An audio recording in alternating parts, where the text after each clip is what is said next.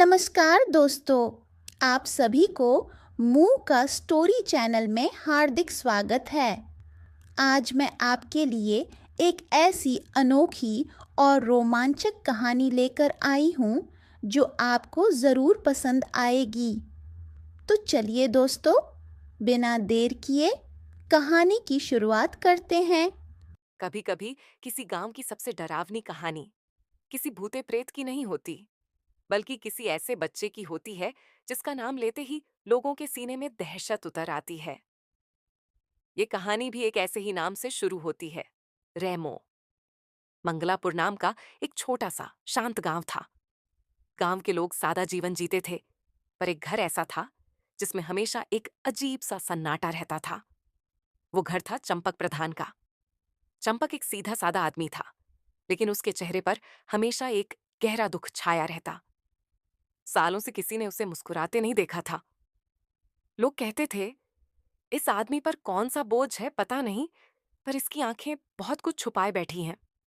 चंपक अपने परिवार के साथ रहता था, उसकी पत्नी और उसका एकलौता बेटा रघुबीर। रघुबीर की शादी को अभी 1 साल ही बीता था। शादी वाले दिन भी चंपक के चेहरे पर खुशी तो छोड़ो, हल्की मुस्कान तक नहीं आई। बहू झुंझलाती रहती। ससुर जी खुश हैं या नहीं, ये कोई बता ही नहीं सकता। लेकिन एक दिन ऐसा आया जिसने पूरे गांव को हिलाकर रख दिया। वही चंपक जो कभी मुस्कुराता तक नहीं था, आज गली गली मिठाई बांट रहा था।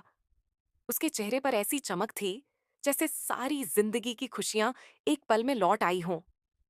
गांव वाले चिल्ला उठे, अरे ये चंपक को क्या हो गया?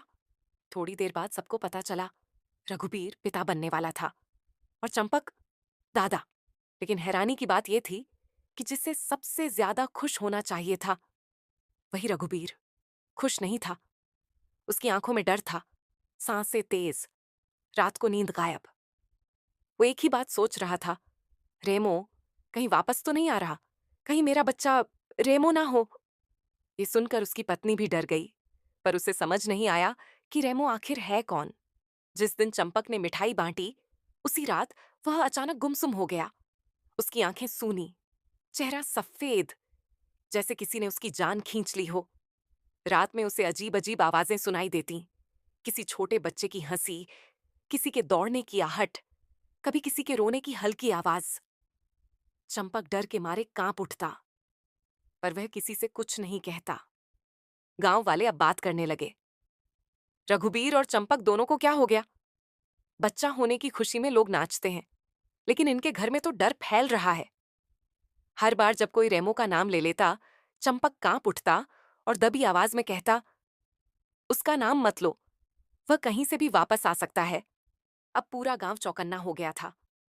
हर किसी के मन में बस एक ही सवाल, रेमो कौन था? चंपक उससे इतना क्यों डरता था? रघुबीर को क्यों लगता था कि रेमो उसके होने वाले बच्चे के रूप में जन्म ले सकता है? ये सच क्या है? इसका जवाब तो आगे मिलना था। लेकिन एक बात साफ थी, रेमो का नाम लेते ही चंपक के दिल में कोई पुराना घाव फिर से खुल जाता था। कहानी असली मोड़ अब लेने वाली है, क्योंकि रेमो का सच मंगलापुर की सबसे डरावनी हकीकत था।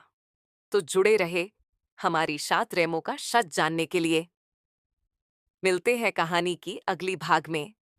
अगर आपको कहानी अच्छी लगी तो चैनल को सब्सक्राइब और वीडियो को लाइक कर देना, और बेल आइकॉन को दबाना मत भूलना, ताकि आप हमारी कहानी का अगला भाग सबसे पहले देख पाए।